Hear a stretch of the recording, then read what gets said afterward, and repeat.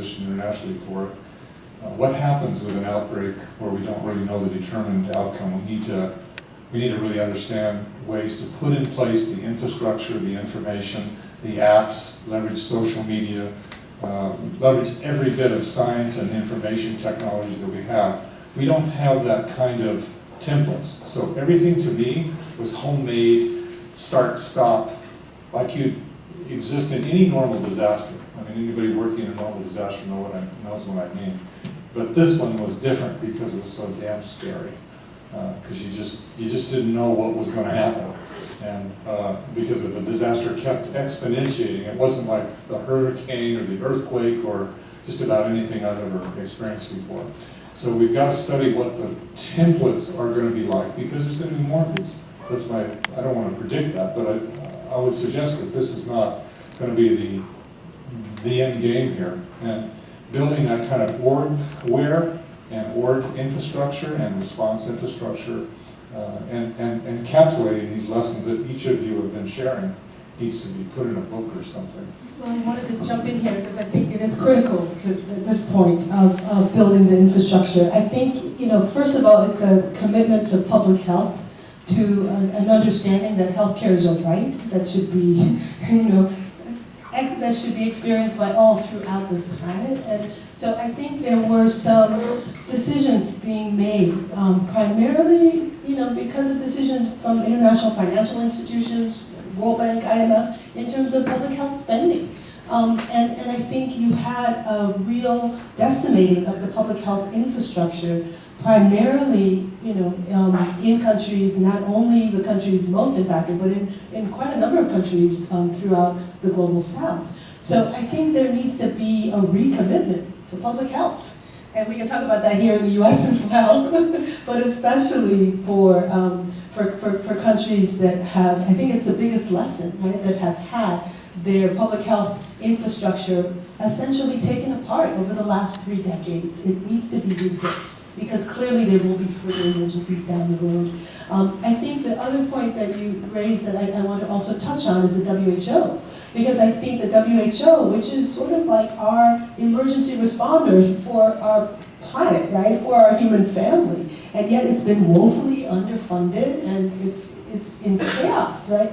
So I think just as there needs to be a commitment to public health at the national level within countries in Africa and throughout the global south, you also need a commitment to that public health infrastructure at the international level. And unless we have those two in tandem, we will continue to have crises and continue to face, sort of trying to figure out how we scramble in some of the circumstances that people have described tonight.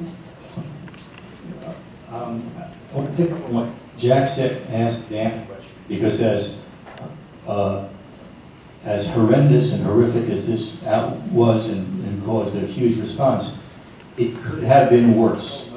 And not in terms of more certainly, but actually the disease. And I'll ask Dan to talk about it, just to say that back in 2001, Dan and I actually were 2 out of 3 people who ran the anthrax response when we had the anthrax attacks in Washington, D.C.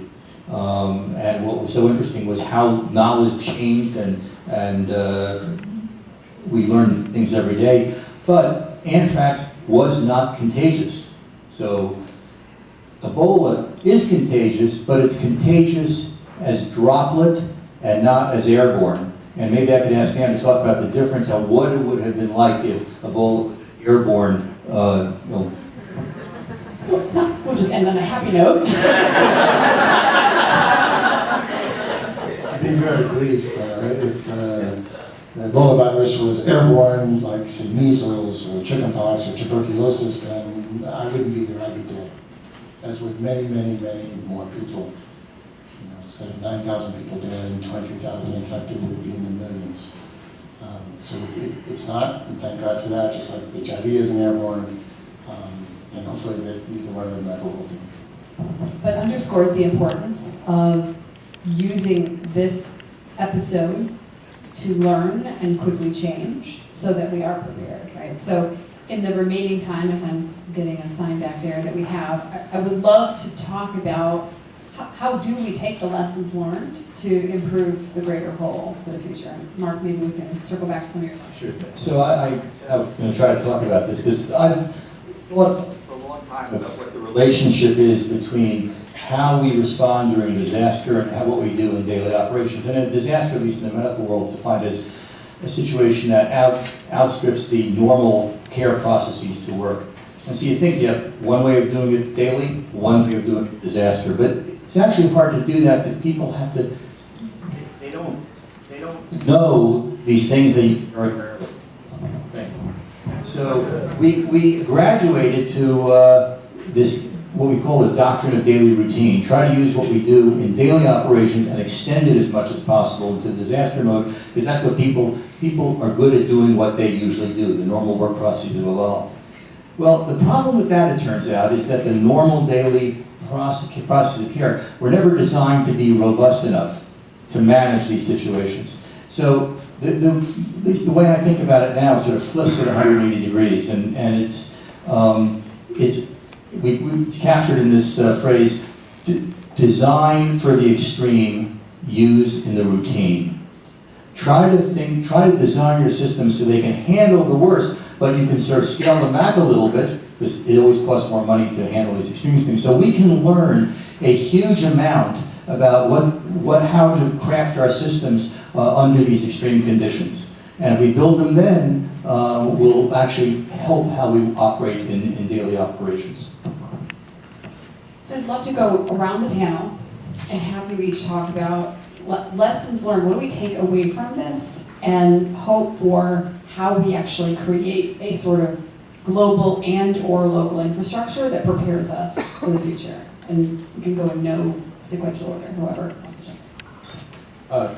So I'll go first, and I won't actually answer that question. But I guess two things that I would take away from a science and technology perspective. The first is a policy point, which is the incredible importance of basic science. The only reason we had some tools nearly available, almost available, like the vaccine, was because of substantial investments in basic science. It took 10 years to get a vaccine to be a year away. And if people hadn't been investing in research in a disease that no one ever thought would become an epidemic, that no one ever thought would come to America, we hadn't been building on that at NIH for a decade, you wouldn't be where we were. So the importance of basic science investments to prepare and protect ourselves from the unknown is a critical lesson learned here. Conversely, or on the other side, from a business or startup perspective, in the end, this was not an epidemic that startups had a huge impact on. But that epidemic is coming. And I think that what we saw this time was that the pace of innovation by incumbents in the health space may not ever be fast enough to deal with the fast-paced crisis that we face in an epidemic. So this epidemic went from 0 to 60 in 6 weeks, and then from 60 to 120 in 8 weeks. And so that's a pace of innovation that's more startup-y. And so I hope people out there tonight who think about this and say, I'm not really sure we have much of an impact on Ebola, I'm not really sure this was a startup thing, keep doing what they're doing to be ready for the next one. And I'll close with, the point Dan made about airborne. If you want to think about the impact of airborne versus the very hard to transmit Ebola virus, you can think about this. I think the best estimate is that when we had the H1N1 virus a few years ago, about 800 million people on planet Earth got that virus. Turned out not to be as serious as it was feared, but if it had been, you can imagine what kind of a pandemic that would have been, okay? Who knows when it will come, but someday we'll have a virus that's as communicable as that one and as dangerous as Ebola. And in that case, we will need the kind of rapidity of innovation and the creativity and the scientific tools on the shelf ready to go that will make a huge difference. And I think that's the challenge to this group and to everyone here that people work with. Well said. And also, just for the record, you did technically answer my question. Who wants to go next? Well, I'll jump in. I think for this audience, the biggest lesson I'd love to leave you with is agency. Agency of those who are on the ground that have been most impacted. I don't know if any of you saw this incredible video that was on